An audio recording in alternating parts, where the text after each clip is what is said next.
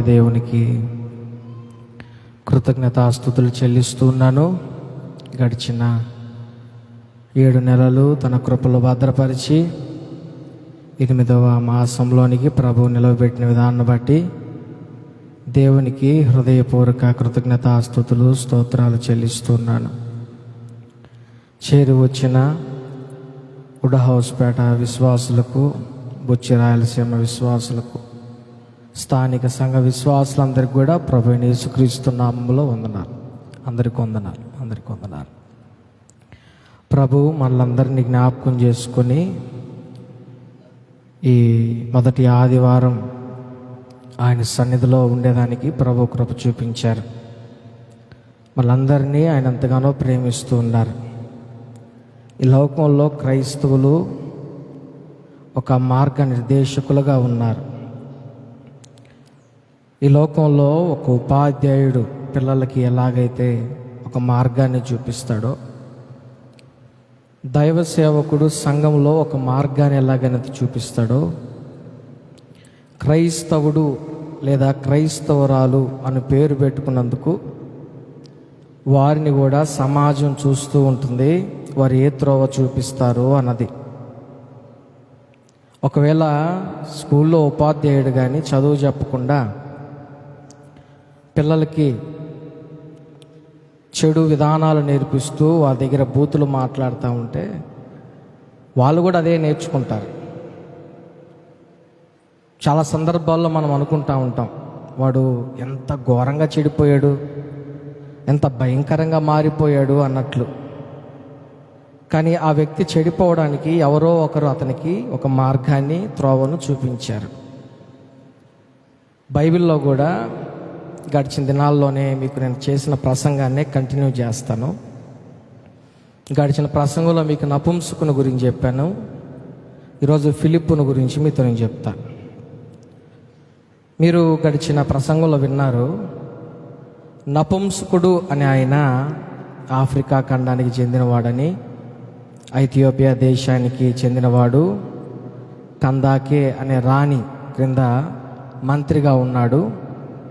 ఆయన యెరూషలేము మందిరానికి వచ్చాడు. ఎందుకంటే దేవుణ్ణి ఆరాధించేదానికి. వెళ్తున్న క్రమంలో తన రథంలో దేవుని వాక్యాన్ని చదువుకుంటూ పోతా ఉన్నాడు. అప్పుడు దేవుని ఆత్మ ఫిలిప్పును బలపరిచి నపుంసకుని దగ్గరికి నడిపిస్తే, బహుశా నపుంసకుడు కొంచెం పెద్దగా చదువుతున్నాడేమో దేవుని వాక్యాన్ని. ఆ మాటలు విన్న ఫిలిప్పు దైవజనులు, నువ్వు చదువుచున్నది గ్రహించుచున్నావా అనే మాటను ఆయనతో మాట్లాడతాడు. అప్పుడు నపుంసకుడు అంటాడు, ఎవడైనా నాకు త్రోవ చూపకుంటే, ఒకసారి ఆ మాటలు మీరు చదవాలని కోరుతా ఉన్నాను. అపోస్తల కార్యాలు 8వ అధ్యాయము, అపోస్తల కార్యాలు 8వ అధ్యాయము 31వ వచనం, 30-31 వచనాలు నేను చదువుతాను. బైబిల్ మీరు తెరచి బైబిల్ను చూడండి. ఫిలిప్పు దగ్గరకు పరిగెత్తుకుని పోయి అతడు ప్రవక్త అయిన యెషయా గ్రంథము చదువుచుండగా విని, నీవు చదువునది గ్రహించుచున్నావా అని అడుగగా, 31వ వచనం, అతడు ఎవడైనాను నాకు త్రోవ చూపుకుంటే ఎలాగూ గ్రహించగలనని చెప్పి రథమెక్కి తనతో కూర్చుండమని ఫిలిప్పును వేడుకొనెను. ఇక్కడ మనం చదివిన లేఖనాల్ని మనం చూస్తే, ఫిలిప్ అడిగాడు, నువ్వు చదువుతున్నది గ్రహిస్తున్నావా అంటే, ఎవడైనా నాకు త్రోవ చూపకుంటే నాకు ఎలా తెలుస్తుందయ్యా? దయచేసి నా రథం ఎక్కి కూర్చొని నాకు కొంచెం చెప్పు, వివరం చెప్పు అంటాడు. ఈయన మందిరానికి వెళ్ళాడు నపుంసకుడు. బహుశా ఈయన ఎవరితోనైనా మాట్లాడాడో లేదో తెలియదు. ఈయనతో ఎవరైనా మాట్లాడారో లేదో కూడా తెలియదు. బహుశా ఇతడు అన్యుడు కాబట్టి యూదులు మాట్లాడకపోయి ఉండొచ్చు, లేదా దైవజనులతో ఆ సహవాసం లేకపోయి ఉండొచ్చు. ఈయన కూడా ఎవరిని అడక్కపోయి ఉండొచ్చు. నేను ఎట్లా బైబిల్ చదువుతున్నాను, క్రొత్తగా తెలుసుకున్నాను ప్రభువుని, కానీ నాకు అర్థం కావట్లేదని చెప్పి అడక్కపోయి ఉండొచ్చు. కానీ హృదయంలో మాత్రం అర్థం కాదు అనేది తెలిసిన దేవుని వాక్యాన్ని చదవడం మాత్రం ఆపకుండా వెళ్తూ ఉన్నాడు. ఆ హృదయాన్ని ఎరిగిన దేవుడు దైవజనుడైన ఫిలిప్పును పంపిస్తే ఫిలిప్పు అడిగాడు, నువ్వు చదువుతున్నది గ్రహించుచున్నావా అని. ఎవడైనా త్రోవ చూపకుండా ఉంటే నాకెలా తెలుస్తుందని అడిగి దయచేసి నా రథం ఎక్కి కూర్చోమని బ్రతిమలాడాడు.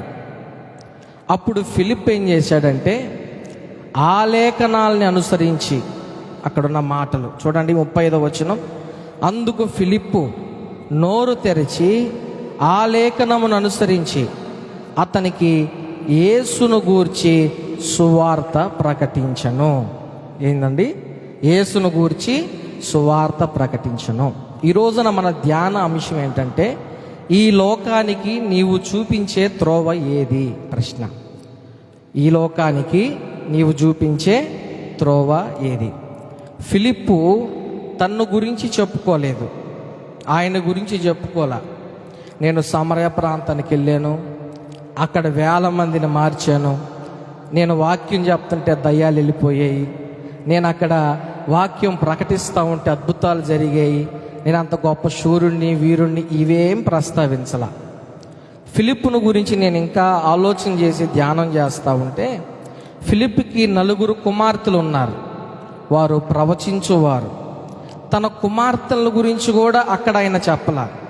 నా కుమార్తెలు ప్రవచిస్తే సంఘాలు దీవించబడతాయి, ఆశీర్వదించబడతాయి, అనేకులు దీవెనకరంగా మార్చబడతారు అన్న ప్రస్తావన తీసుకురాలా.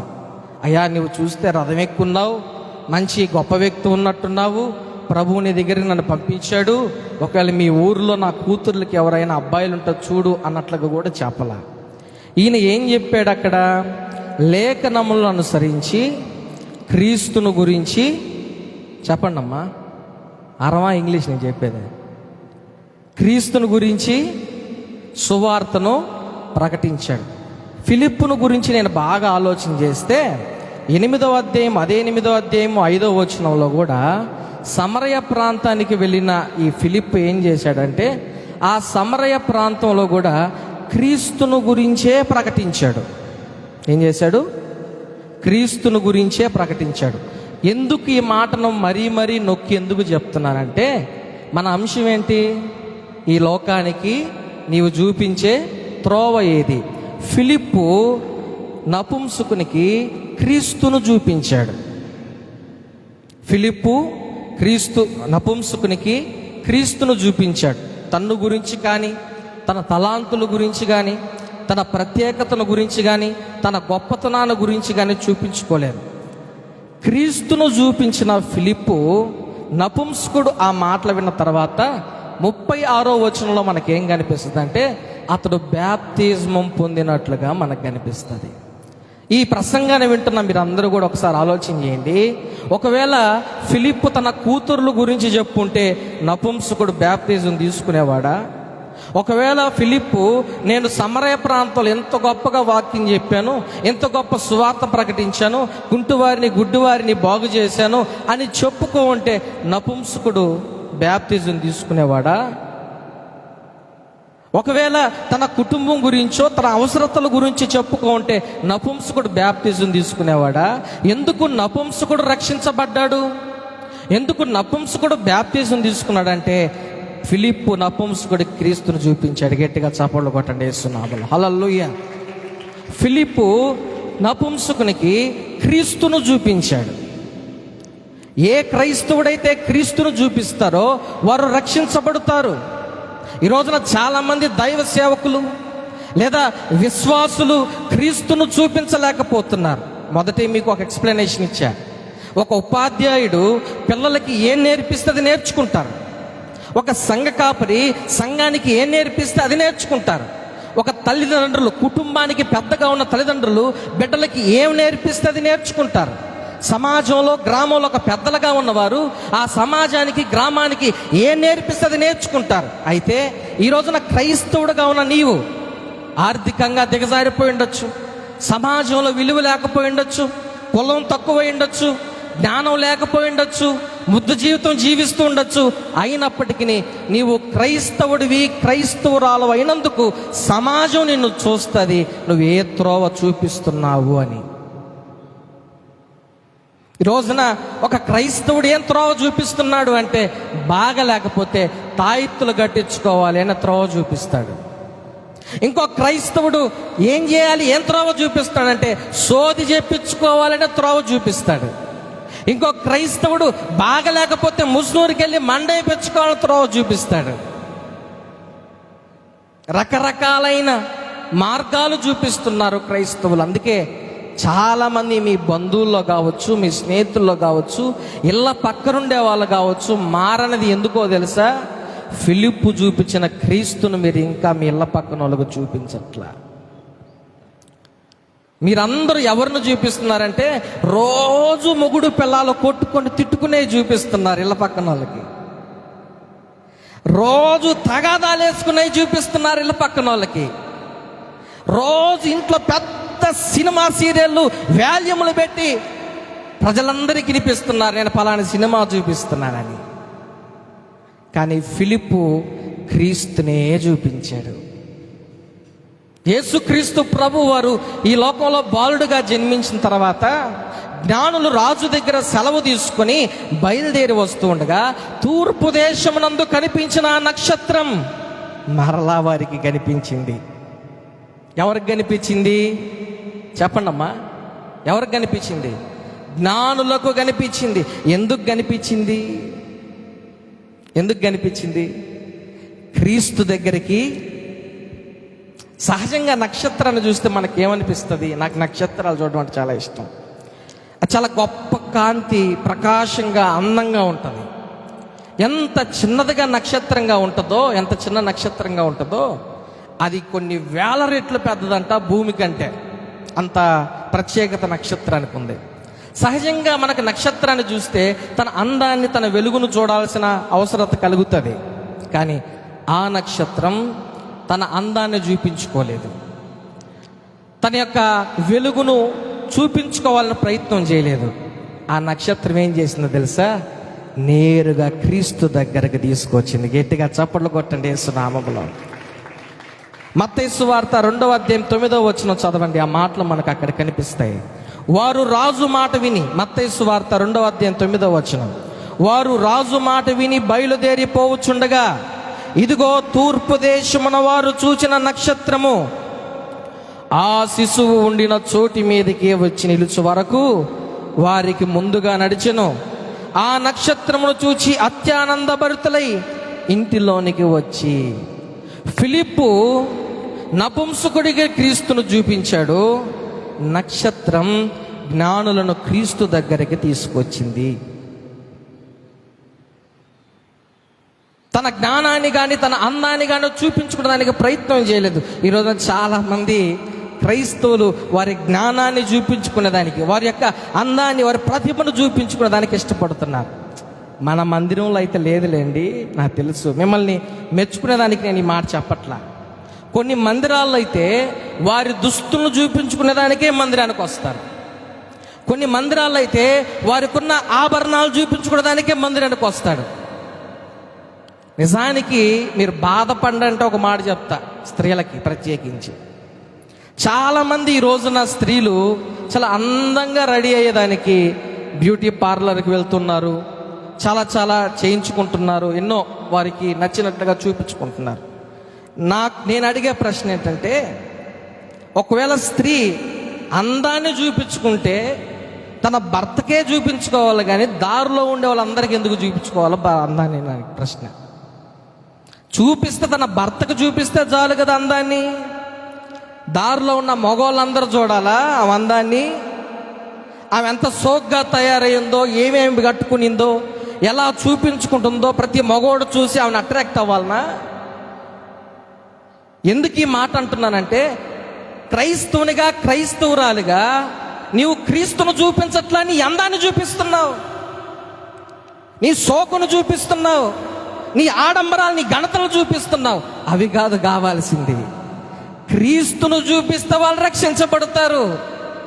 క్రీస్తును చూపించాలి నువ్వు.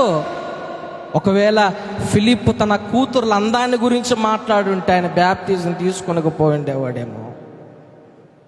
ఒకవేళ ఒకవేళ నక్షత్రం తన అందాన్ని మాత్రమే చూపించుకుంటూ ఆగిపోయి ఉంటే క్రీస్తు దగ్గరికి ఆ జ్ఞానులు వచ్చుండేవారు కాకపోయి ఉండొచ్చు. ఒక మాట చెప్పనా, మీరు క్రీస్తును చూపిస్తారని ఆశపడి చాలామంది వారిని దేవునికి సమర్పించుకోకుండా ఆగిపోయిన వాళ్ళు చాలామంది ఉన్నారు. నక్షత్రం జ్ఞానులు తీసుకొచ్చింది కాబట్టి ఒకరు బంగారం ఇస్తే, ఒకరు బోలములు ఇస్తే, ఒకరు సాంబ్రాన్ని ఇస్తే, దేవుని దగ్గర సాష్టాంగపడి సాగిలపడి నమస్కారం చేస్తే దేవుని పూజించారు.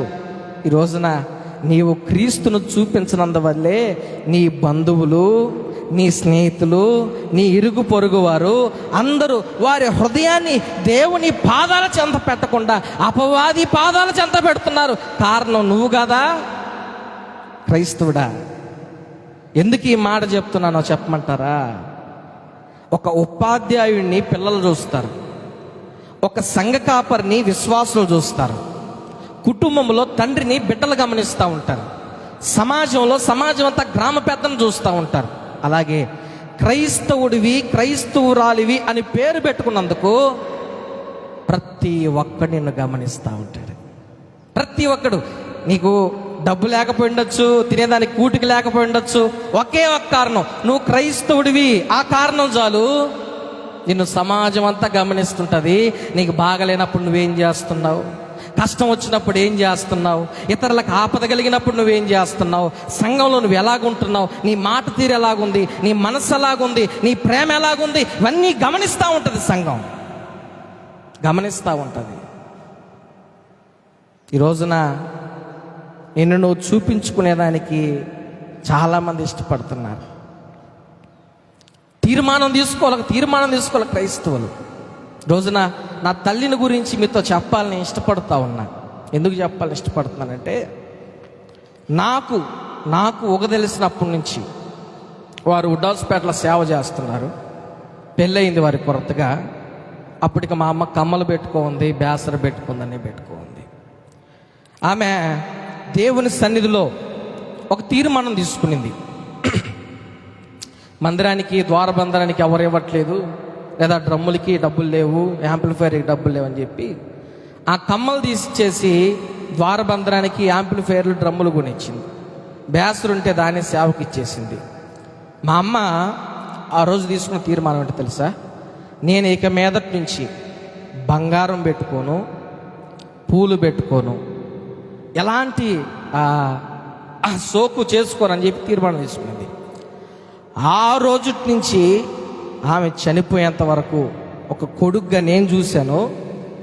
ఆమె బంగారం పెట్టుకున్నట్టు నేను చూడలా, పూలు పెట్టుకునేది నేను చూడలా, పట్టు చీర కట్టుకునేది కూడా నేను చూడలా. చాలామంది విశ్వాసులు ప్రేమించి ఇచ్చారు. ఈ మాటలు మీరు వింటూ ఉండగా మిమ్మల్ని బంగారం పెట్టుకోవద్దని, పూలు పెట్టుకోవద్దని చెప్పట్లేదు. నేను కూడా బంగారం పెట్టుకోన్నా. నేను దాని గురించి చెప్పట్లా. ఒక తీర్మానం అంటే ఒక పాస్టరమ్మ లేదా ఒక పాస్టరు, ఒక విశ్వాసి సంఘానికి లేదా ఇరుగు పొరుగు వారికి నువ్వు చూపించే త్రోవ ఏంటి? నువ్వు ఎలాంటి త్రోవ చూపిస్తున్నావు? ఎలాంటి మాదిరికరమైన జీవితాన్ని జీవిస్తున్నావు? చాలామంది క్రైస్తవులు ఈ రోజున తోటి విశ్వాసులు పాడైపోయేదానికి కారణం అవుతా ఉన్నారు. తోటి విశ్వాసులు భ్రష్టత్వంలోకి పోయేదానికి కారణం అవుతా ఉన్నారు. తోటి విశ్వాసులు అవిశ్వాసులుగా దేవునికి దూరం అయిపోయేదానికి కారణం అవుతున్నారు. కారణం వారిని వారు చూపించుకుంటున్నారు, కానీ క్రీస్తును చూపించట్లేదే. క్రీస్తును చూపించట్లా. ఫిలిప్పును గురించి నేను చాలా ఇన్స్పైర్ అవుతున్నా. ఆయన గురించి చదువుతూ ఉంటే ఎక్కడికి పోయినా దైవ సేవకులు ఒక మాట అనుకొని ఫిలిప్పును సమరయ్యకు వెళ్ళాలని చెప్పిన, దేవుడు ఆత్మచేత నువ్వు పలానా దగ్గరికి పోవాలని చెప్పిన, ఎక్కడికి పోయినా అతని నోట్లో నుంచి వచ్చేది క్రీస్తే, క్రీస్తే, క్రీస్తే, వేరొకటి కాదు. వేరొక మాట ఆయనలో నుంచి రావట్లా. అందుకే కాబోలు కుటుంబంలో కూడా అందరూ ప్రవచించే శక్తిని పొందుకున్నారు. హల్లెలూయా. ఆయన నోట్లో నుంచి వచ్చేది క్రీస్తే, దేవుని వాక్యే. వేరే మాటలు, వేరే ఆలోచనలు అతను రావట్లా. ఈరోజున నీ నోటిలో, నీ హృదయంలో క్రీస్తు తప్ప అన్నీ ఉన్నాయి. క్రీస్తు మాటనే తప్ప అన్నీ ఉన్నాయి. క్రీస్తును చూపించలేని, కాంతివంతంగా లేని నక్షత్రంగా నువ్వు ఉన్నావు. పౌలు అంటాడు కొరింథీ సంఘంతో, ఆ మాటను మీరు చూడండి, పౌలు అంటాడు, చాలా అద్భుతమైన మాట అది, చాలా గట్స్ ఉండాలి ఆ మాట అనేదానికి. 1 కొరింథీ 11వ అధ్యాయం 1వ వచనంలో మనం ఆ మాటలు చదివితే, నేను క్రీస్తును పోలి నడుచుకున్న ప్రకారము మీరును నన్ను పోలి నడుచుకోండి. ఎవరికి చెప్తున్నాడు ఈ మాట? కొరింథీ సంఘానికి ఒక సేవకుడు చెప్తున్నాడు, నేను క్రీస్తును పోలి నడుచుకున్న ప్రకారము మీరు నన్ను పోలి నడుచుకోండి. తన జీవితాన్ని క్రీస్తుకు త్రోవగా మార్చేసుకున్నాడు పౌలు. ఈ రోజున ఒక డేర్ అండ్ డాషింగ్గా ఒక సేవకుడు, ఒక విశ్వాసి నన్ను చూసి మీరు క్రీస్తును వెంబడించడం చెప్పగలడా? చెప్పలేడు. పాస్టరే వడ్డీలకు ఇస్తుంటే ఏం చెప్తాడు? పాస్టరే వడ్డీలకు ఇస్తా ఉంటే ఏం చెప్తాడు? పాస్టర్ ఇళ్లలో చేరి సినిమాలు చూస్తూ ఉంటే ఏం చెప్తాడు? పాస్టరే లోకంలో వేషధారణగా జీవిస్తుంటే ఏం చెప్తాడు? మాట చెప్తున్నాను. చిన్నప్పుడు నేను మా పెదమ్మ ఇంటి దగ్గర ఉండేది, ఆ సెలవులకి వెళ్తూ ఉండేది మా పెదమ్మ ఇంటికి.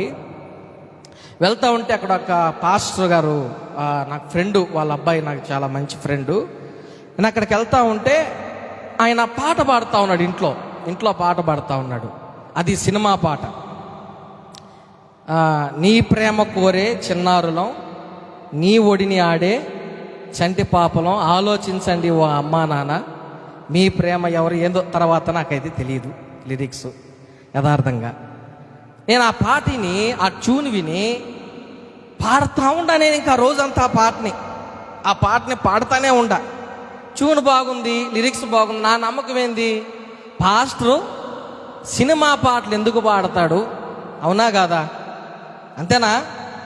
పాస్టర్ సినిమా పాటలు ఎందుకు పాడతాడు అని చెప్పి ఆ పాట నేను నేర్చేసుకొని నేను పాడుతూ ఉండా. ఇంటికి వచ్చి పాడుతూ ఉంటే మా పెదమ్మ కూతురు అక్కిన్నది, రే ఏంద్రా బాబీ పాట పాడుతాను, భలే ఉంది అక్క, ఇదే పాట అని చెప్పి పాడుతూ ఉంటే, ఊరే అది సినిమా పాట రానింది. ఒక్కసారి నాకేం అర్థం కాలే. నేను నిజంగా నాకు 10th క్లాస్ నుంచే ఫోన్ ఉండేది, నేను ఏం కావాలంటే చూడగలను. కానీ నిజంగా దేవుని సన్నిధిలో చెప్తున్నా, కొన్నిసార్లు స్నేహితుల ద్వారా వినుండొచ్చు, కొన్నిసార్లు నేను వారి దగ్గర నేను ఏదైనా హమ్ చేసి ఉండొచ్చు నచ్చి. నేను ఎప్పుడు నా ఫోన్లో ఓపెన్ చేసిన సినిమా పాటలు వినలేదు, ఎప్పుడు వినలా.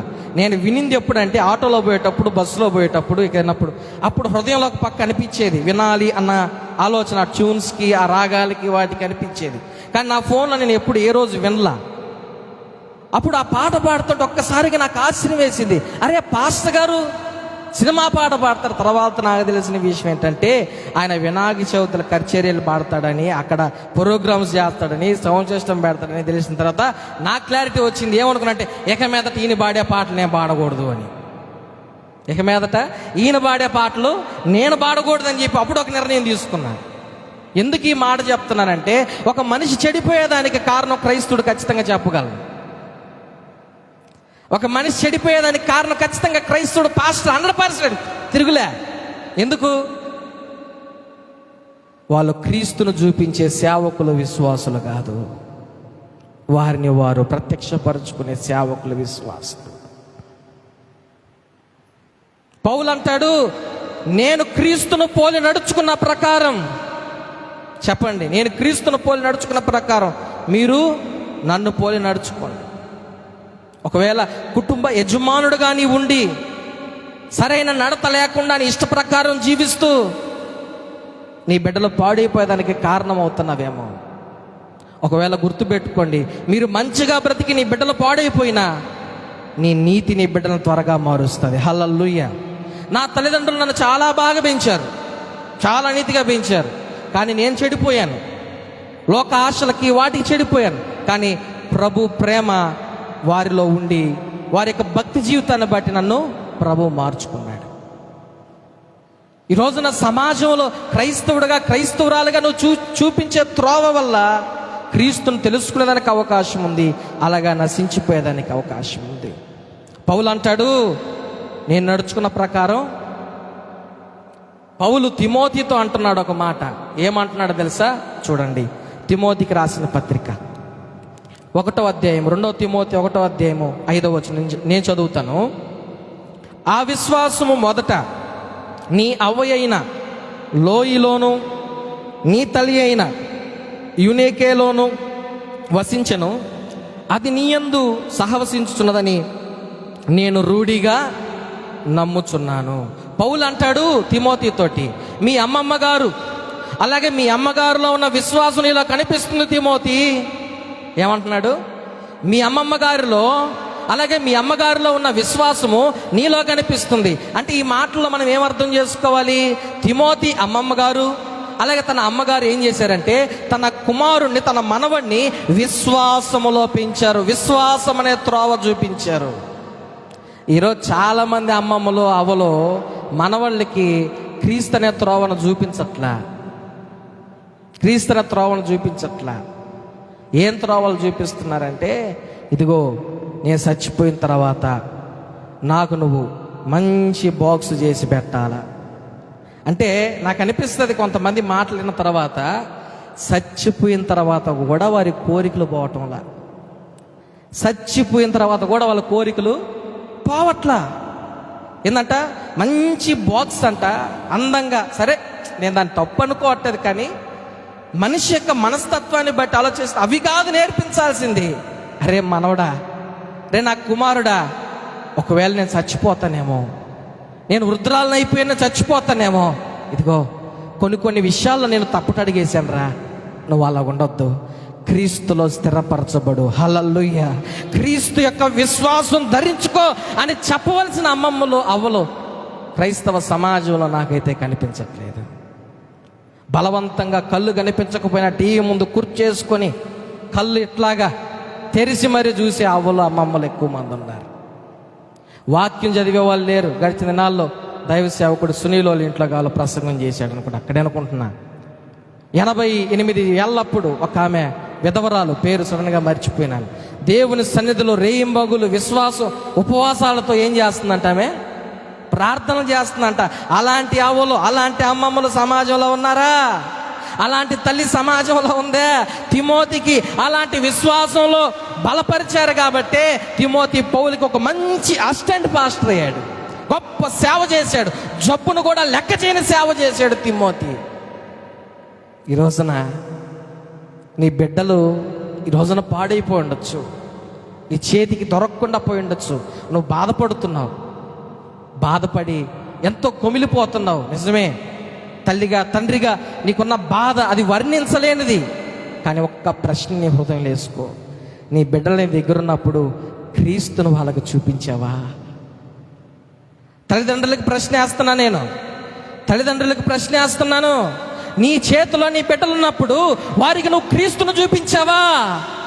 చదువును చూపించావు, తప్పు పట్టట్లా, చదువు చెప్పించావు, ఇంకా ఈ లోకపరమ పిల్లకాయలు ఏదైతే ఎంజాయ్ చేస్తారో దాన్ని చూపించావు.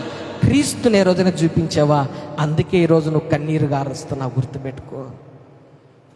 అందుకే నువ్వు బాధపడుతున్నావు, అందుకే నువ్వు కృంగిపోతున్నావు. కారణం ఏంటంటే ఫిలిప్పు చూపించిన క్రీస్తుని నీ బిడ్డలకు నువ్వు చూపించలేకపోతున్నావు. ఫిలిప్పు క్రీస్తును చూపించాడు నపుంసకుడికి. నక్షత్రమైతే జ్ఞానులు క్రీస్తు దగ్గరికి తీసుకువచ్చింది. క్రీస్తు దగ్గరికి తీసుకువచ్చింది కాబట్టి జ్ఞానులు వారి హృదయాన్ని దేవుని పాదాల చెంత పరిచారు. నీ బిడ్డలు వారి హృదయాల్ని దేవుని పాదాల చెంత ఎందుకు పరచలేకపోతున్నారంటే క్రీస్తు దగ్గరికి నువ్వు వారిని తీసుకురావట్లా, క్రీస్తు దగ్గరికి నువ్వు వారిని తీసుకురావట్లా. నువ్వు చెప్పగలగాలి, నీ ఇంట్లో నీ భార్యకి నీ బిడ్డలకు చెప్పగలగాలి, నేను క్రీస్తును పోలి నడుచుకున్న ప్రకారం మీరు కూడా నన్ను చూసి క్రీస్తును నడుచుకొని చెప్పగలగాల. అంటే డాషింగ్ మాట నీలో లేకపోయిందంటే నీలో క్రీస్తుంటే కదా, క్రీస్తుంటే కదా. మనుషుల్లో బలహీనతలు ఉంటాయి, నేను కాదంటలేదండి. నేను పాస్టర్ని అయి ఉండొచ్చు, నేనే పరలోకం నుంచి ఊడిపడలేదే. నేను ఒక తల్లికి పుట్టాను, ఒక తల్లిదండ్రికి పుట్టాను, జన్మించాను, నేను అందరితో పాటు జీవించాను. నాకు శరీర బలహీనతలు ఉంటాయి, నాకు ఈ లోకపరమైన ఆశలు కోరికలు ఉంటాయి. ఒకవేళ నేను పడిపోతూ ఉండొచ్చేమో, పడిపోయినప్పటికీ దేవుని కృపలో నిలవబడాలంటే క్రీస్తు నీలో ఉండాలా. ఒకసారి ఆలోచించేయండి. ఇక్కడ ఉన్న వారందరికీ చెప్తున్నా, మీరు అనుకుంటుంటారు నేను ఎందుకు కూర్చోవను, అసలు ఈ గుళ్ళో నాకు అర్థం కావట్లేదు అనుకునే వాళ్ళు చాలామంది ఉన్నారు నాకు తెలిసి. అసలు నేను ఎందుకు కూర్చోన్నాను, ఎందుకు వాక్యం వింటున్నానో కూడా తెలియదు అనుకునే వాళ్ళు కూడా చాలామంది ఉంటారు. మీరు ఎందుకు కూర్చోన్నారు చెప్పనా? చదవండి, ఆదికాండం 18వ అధ్యాయము 19వ వచనాన్ని చదవండి. ఆదికాండం 18వ అధ్యాయము 19వ వచనాన్ని చదవండి. తన ఇంటి వారికి యెహోవా మార్గాన్ని నేర్పించుటకు దేవుడు అతన్ని ఎంచుకున్నాడు. బిగ్గరగా చప్పట్లు కొట్టండి యేసు నామములో. దేవుడే సాక్షాత్తు అబ్రహామును గురించి చెప్తున్న మాట ఏంటో తెలుసా? తన ఇంటి వారికి యెహోవా మార్గాన్ని నేర్పించుటకు దేవుడు అబ్రహామును ఏర్పరచుకున్నాడు. ఈ రోజున ఇక్కడ కూర్చోన్న మిమ్మల్ని దేవుడు ఎందుకు పిలిచాడంటే, ఎందుకు ఏర్పరచుకోన్నాడంటే, అవిశ్వాసురాలైన నీ భార్యను సరైన మార్గంలో నడిపించడానికి ఎంచుకున్నాడు. నీ బిడ్డలను సరైన మార్గంలో నడిపించడానికి, క్రీస్తును చూపించడానికి ఎంచుకున్నాడు. మీరు అనుకోవచ్చు, నా బంధువులు ఎంతోమంది ఉండగా ప్రభు నన్ను ఎందుకు మార్చుకున్నాడు, నా స్నేహితులు ఎంతోమంది ఉండగా నన్ను ఎందుకు ప్రభు ఈ సన్నిధికి నడిపించాడని మీరు అనుకుంటూ ఉంటే, అబ్రహాం ఒక అన్యుడి గురించి ప్రభు ఇస్తున్న సాక్ష్యం ఏంటంటే, తన కుటుంబానికి, ఎవరి కుటుంబానికి? తన కుటుంబానికి యెహోవా మార్గాన్ని చూపించేదానికి ఎంచుకున్నాడు, ఏర్పరచుకున్నాడు. ఈ రోజున ఇక్కడ కూర్చున్న మీరందరూ కూడా నీ కుటుంబాన్ని క్రీస్తు వైపు నడిపించేదానికి ప్రభు ఏర్పరచుకున్నాడు అంతే. క్రీస్తు మార్గంలో నడిపించేదానికి, లోకం వైపు నడిపించేదానికి కాదు,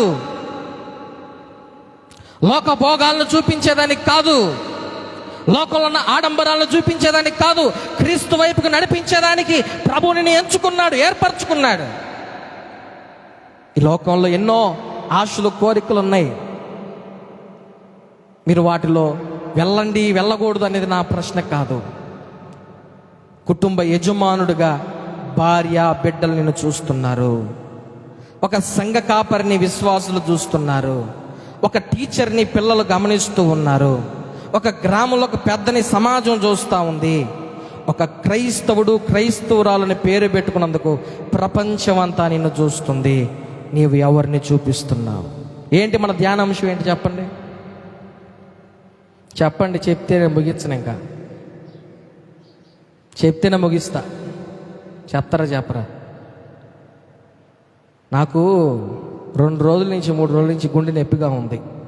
నిజంగానే, జోక్గా కాదు. ఇది ఊపిరి కుట్టు పట్టేసిందంట. బాబా పీటర్ పాలు 2 సార్లు ఊదాడు, అయినా కూడా తగ్గింది, కొంచెం వస్తూ ఉంది. ఇంకా కొంచెం ఉంది దానికి. నాకు నొప్పికి ఎక్కువసేపు అరవలేను కాబట్టి ఊపిరి తీసుకుంటున్నా కూడా నొప్పి వస్తుంది. చెయ్యి ఇట్లా గోపుతున్నా నొప్పి వస్తుంది. కాబట్టి త్వరగా చెప్తే ముగిచ్చేస్తాను నేను కూడా. హల్లెలూయా చెప్పండి. ఏందే చెప్పండి అమ్మా. ఈ లోకానికి నీవు చూపించే త్రోవ ఏది? ఎవరిని చూపిస్తున్నావు అంటే, ఈ లోకానికి ఎవరిని చూపిస్తున్నావు? ఏ త్రోవ చూపిస్తున్నావు? ఏ మార్గంలో నడిపిస్తున్నావు? ఫిలిప్పు క్రీస్తును చూపించాడు. నక్షత్రం క్రీస్తు దగ్గరికి నడిపించింది. పౌలు అయితే తన జీవితాన్నే క్రీస్తుకు మలచేశాడు. నన్ను చూస్తే మీరు క్రీస్తుని చూసినట్టే అన్నాడు. అబ్రహామును దేవుడు ఎందుకు ఎంపిక చేసుకున్నాడు? తన కుటుంబాన్ని యెహోవా మార్గంలోనికి నడిపించేదానికి. ఆ క్రింద వచనాలు 19వ వచనం చూస్తే, ఎట్లనగా యెహోవా అబ్రహామును గూర్చి చెప్పినది అతనికి కలుగు చేయనట్లు తను తరువాత తన పిల్లలను, తన ఇంటి వారును నీతి న్యాయములు జరిగించుచు యెహోవా మార్గమును గైకొనుటకు అతడు వారికి ఆజ్ఞాపించినట్లు నేను అతని ఎరిగి ఉన్నానెను. హల్లెలూయా. బా, నిజంగా చేశాడండి అబ్రహాం. అలాగే చేశాడు. అబ్రహాం అలాగే చేశాడు. తన బిడ్డలకు అలాగే నేర్పించాడు. తన కుటుంబానికి అలాగే నేర్పించాడు. ఈ రోజున ఒక భర్తగా నీ కుటుంబానికి నేర్పిస్తున్నావా? ఒక తల్లిగా, భార్యగా నీ కుటుంబానికి నేర్పిస్తున్నావా? దేవుని చూపిస్తున్నావా? విశ్వాసంలో బలపడేట్లుగా చేస్తున్నావా? విమర్శించడానికి నేను ఈ ప్రసంగం చేయట్లా, గుర్తుపెట్టుకోండి. ఒకరిని విమర్శించి ఒకరిని కించపరిచేదానికి నేను ఈ ప్రసంగం చేయట్లా. నా ఉద్దేశం ఒకటే. ఫిలిప్పు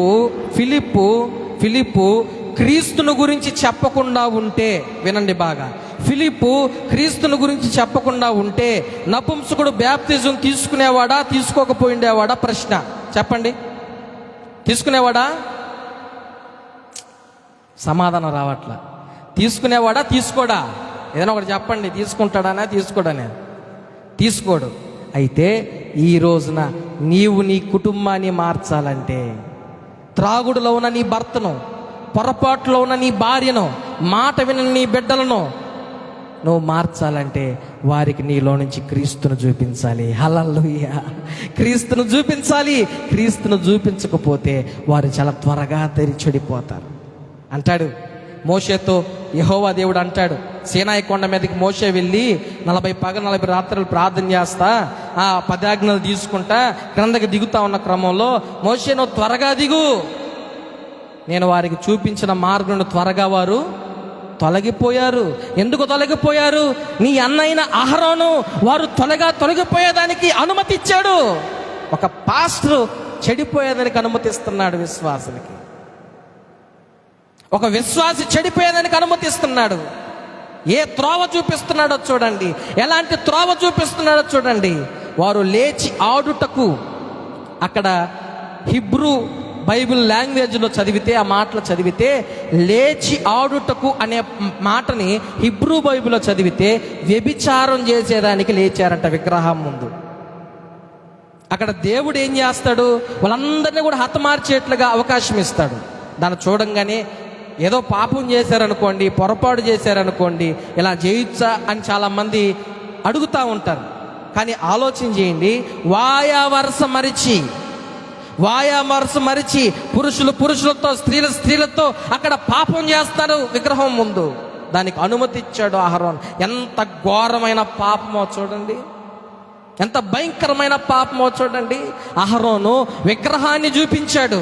ఈరోజు చాలామంది క్రైస్తవులు పాస్టర్లు విగ్రహాలను చూపిస్తున్నారు. స్వస్థత కర్చీఫ్లోనే ఉందంటారు, స్వస్థత నూనెలోనే ఉందంటారు, ఆయనలో ఉన్న గొప్పతనం ఇంకొకరు లేదంటాడు. అరే దేవుడు బాగు చేస్తాడు, నీదేముందిరా అంటే, కాదు నేనే బాగు చేసేదని వాల్ పోస్టర్లో ప్రచారం చేసుకుంటాడు. వాల్ పోస్టర్లో కానీ ఎక్కడ కానీ క్రీస్తు కనపడ్డు. రెవరెండ్, డాక్టర్, బిషప్లు ఇంకా ఏదైనా క్వాలిఫికేషన్ ఉంటే అన్నీ పడేసి దాని మొక్కాన్ని కొడతారు. ఒక విశ్వాసి, ఒక క్రైస్తవుడు, ఒక సంఘ పెద్ద క్రీస్తును చూపించేవారిగా ఉండకపోగా విగ్రహాలను, లోక ఆడంబరాలను చూపించే క్రైస్తవులు, సంఘ పెద్దలు సమాజంలో ఎక్కువైపోయారు. విశ్వాసులు ఎవడైనా బాగలేకపోతే, రోగిగా ఉంటే తెలుసుకొని సంఘ పెద్దలుగా ఉన్నవారు వారిని పరామర్శించి ప్రార్థన చేసి సేవకునికి తెలియజేసే సంఘ పెద్దలు సంఘాల్లో లేరు. సరిచేసే విశ్వాసులు, సేవకులు సంఘాల్లో లేకుండా పోయారు. భార్య తిట్టిందని లేదా కొడుకులు మాట వినటం లేదని గుడికి ఆగిపోయే విశ్వాసులు ఉన్నారు. కానీ భార్యని సరిచేసుకొని, కొడుకులు సరిచేసుకొని దేవుని సన్నిధిలో పరిశుద్ధాత్మతో నింపబడి వారిని క్రీస్తు వైపు నడిపించే క్రైస్తవ విశ్వాసులు, సంఘ పెద్దలు, క్రైస్తవుల పాస్టర్లు కనిపించట్లా. వారి బిరుదులు పెట్టుకునే వారైపోయారు. బైబిల్ చెప్తుంది, విత్తినది ఒకరు, నీరు పోసింది ఒకరు, వేరొకరు ఎరువు వేసింది. ఎవరైనా వృద్ధి చేసేది ప్రభువే, స్వస్థపరిచేది దేవుడే అని ప్రభువు చెప్తా ఉంటే, కాదు స్వస్థపరిచేది నేను. స్వస్థత ప్రవచన వరములు కలిగిన దైవజనుల పాస్టర్ హెన్రీ ఆమోస్ ఎక్కడ ఉంటాడు? నార్త్ మోపూర్లో ఉంటాడు. ఈడిసి కొడితే ఏమైపోద్ది చెప్పండి అమ్మా? బాగుపడిపోతారు. చాలామంది పాపం పిచ్చోళ్ళు. అరే నేను ఒకటే చెప్తా, నీ మనసు మారకుండా ఎక్కడికి పోతే ఏం ప్రయోజనం? నీలో మారు మనసు లేకుండా ఎక్కడికి పోతే ఏం ప్రయోజనం? నీలో పాపాలు, తప్పులు ఒప్పుకోకుండా ఎక్కడ తిరిగితే, ఎన్ని పూల దండాలు పెట్టుకుంటే, ఎన్నిసార్లు కొట్టించుకుంటే ఏం ప్రయోజనం? నువ్వు మారితే కదా, నీ మనసు మారితే కదా, నువ్వు పశ్చాత్తాపడితే కదా, రక్షించబడితే కదా, నీలో క్రీస్తు కనిపిస్తే కదా. కనిపించడు క్రీస్తు. వారికి లేస్తే కనిపించేవి చాలా ఉన్నాయి వాళ్ళకి కనిపించేవి. అరే ఈ రోజున నీలో క్రీస్తు లేకపోవడానికి కారణం ఏంటి? క్రీస్తును చూపించకపోవడానికి కారణం ఏంటి? నిజంగా చెప్తున్నానండి, ఫిలిప్పు లాంటి దైవజనులు నేటి సమాజంలో ఉంటే ఆయన దేవుడైపోతాడండి. ఫిలిప్పు లాంటి దైవజనులు నేటి సమాజంలో ఉంటే ఆయన దేవుడైపోతాడు. ఎన్ని వేల మంది బ్యాప్టిజం తీసుకున్నారు, ఎంతమంది స్వస్థపరచబడ్డాడు. ఆయన ఏం వేసుకుంటాడు? వాల్ పోస్టర్ స్వస్థపరిచేది ఎవరు? నేనే, దేవుడు కాదు, నేనే. ఉండొచ్చు కూడా, ఆయనలో ప్రత్యేకత ఉండొచ్చు కూడా, కానీ బాగు చేసేది వారు కాదు. నీలో ఉన్న అపవాదిని ఎల్లగొట్టేది పాస్టర్ కాదు.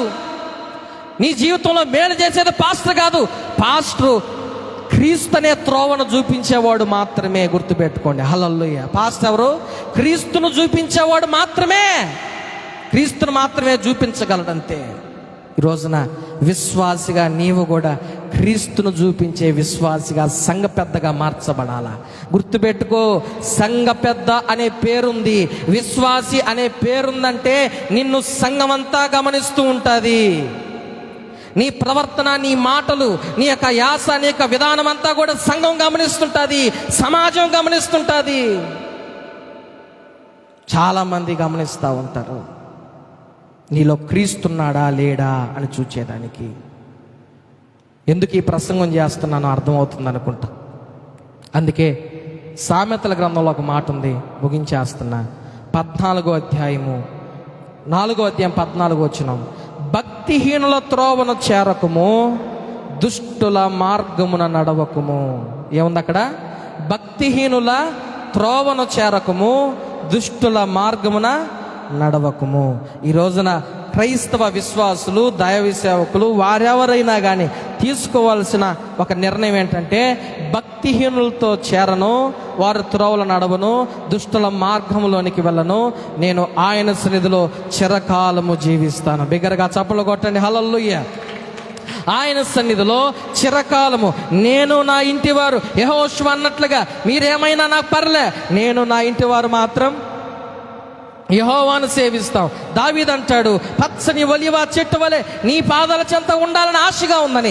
ఈరోజు అలాంటి తీర్మానం తీసుకున్న వారిలో క్రీస్తు ప్రకాశిస్తాడు. హల్లెలూయా.